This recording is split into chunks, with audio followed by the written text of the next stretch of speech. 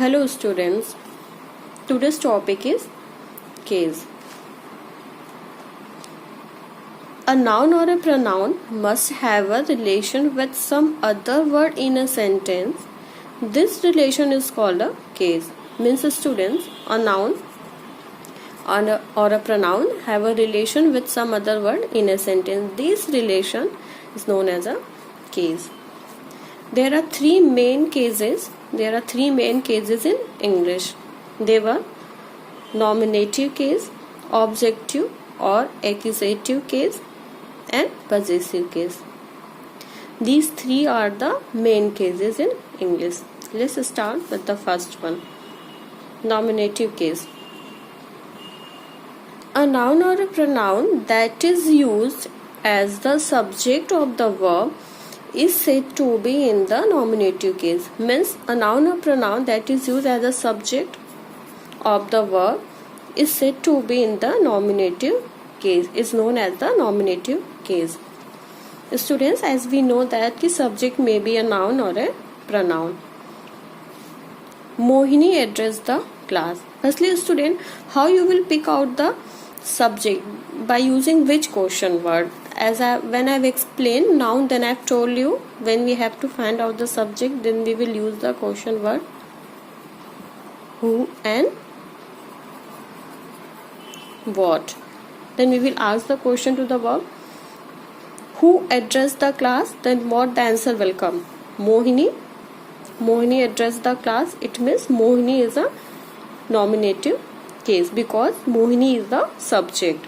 As I've told you, subject of the verb is said to be in the nominative case. Kamal kicked the ball. If I will ask the question to verb who kicked the ball, then what answer will come? Kamal. It means Kamal is the subject. It means Kamal is a nominative case. Then Mohini and Kamal, they both are the subject and they are the nominative case. Next one is the objective case.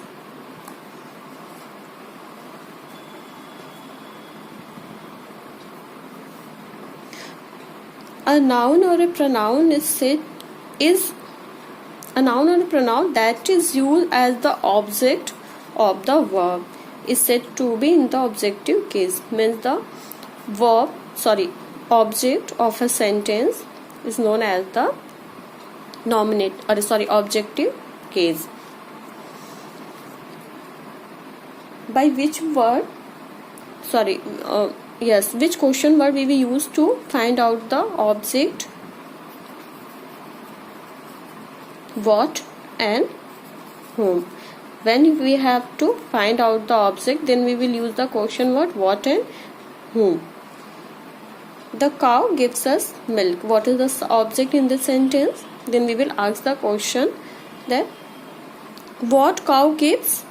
If we will use this question word what or whom, then what cow gives, the answer will come milk.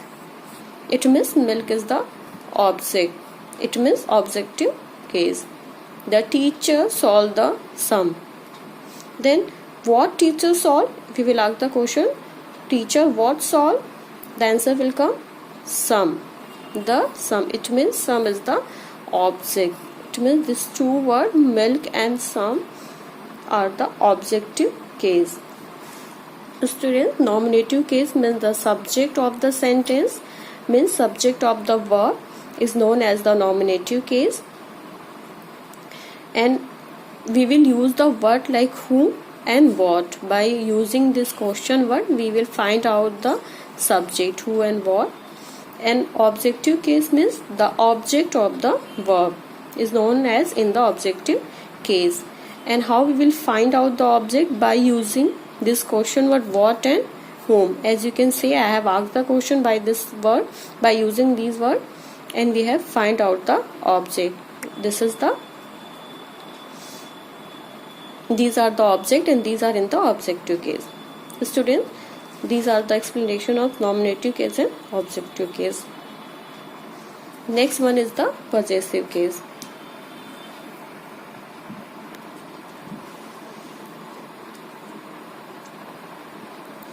The possessive case of nouns is formed by adding apostrophe s to a noun denoting a person or an animal. It shows possession or ownership. Students, possessive case show the possession or ownership. It means it tells us the thing to whom the things is belong, to whom that things is belong. They show the ownership or possession. There are some rules to form the possessive case. First one, for singular nouns we add the apostrophe and the letter s to show possession. Student, if we have the singular noun, then we will put apostrophe and write s to show the possession. This is Gerald's hat. Students, whose hat is this? It's Gerald's hat, means the hat belong to Gerald's.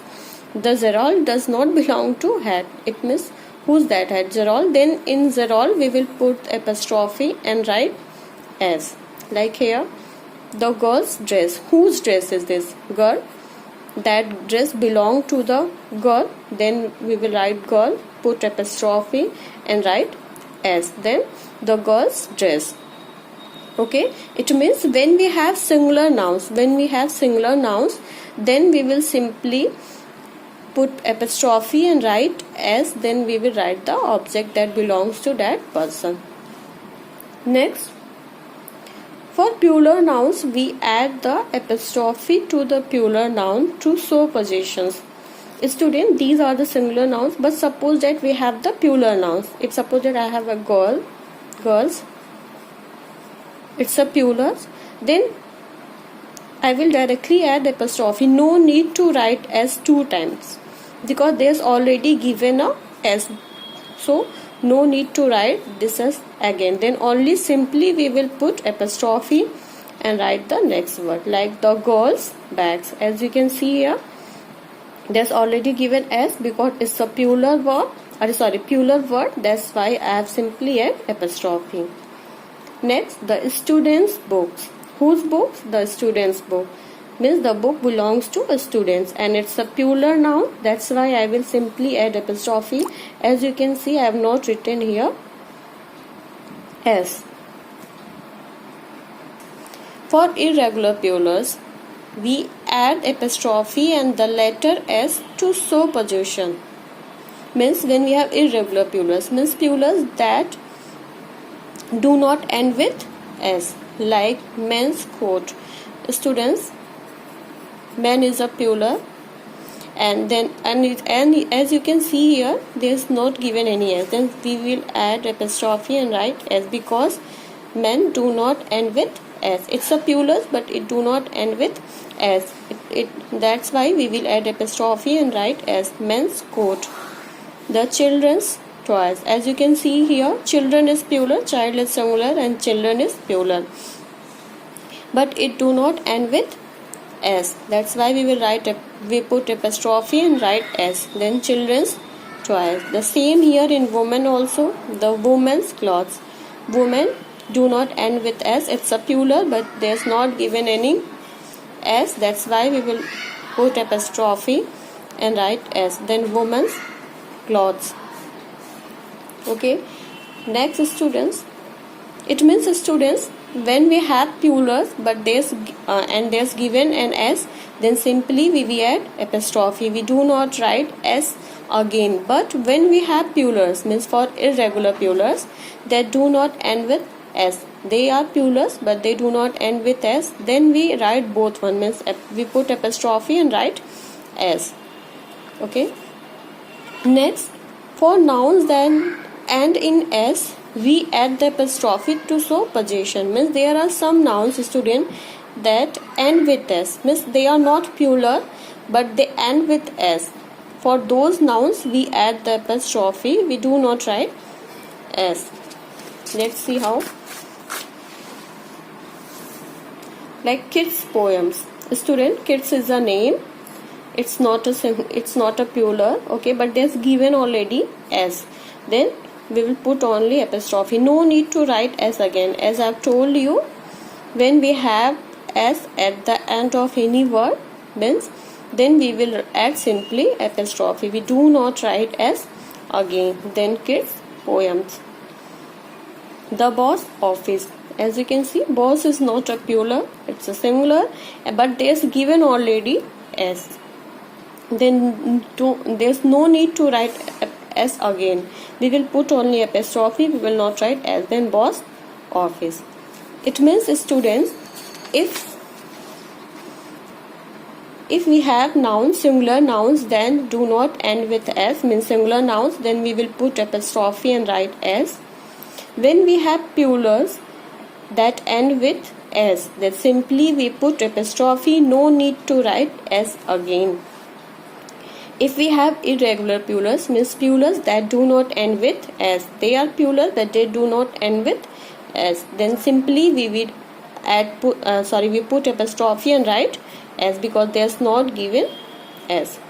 But for those nouns that end with s but they are not plural, actual they are not plural, like kids it's a name, like boss it's a singular, but they end with s, there's already given s, then we simply put apostrophe. There's a lots of words and names that end with s.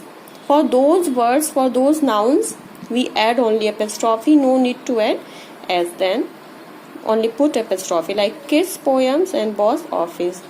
Okay, these are the rules to form the possessive case. Okay, I hope students you have understood.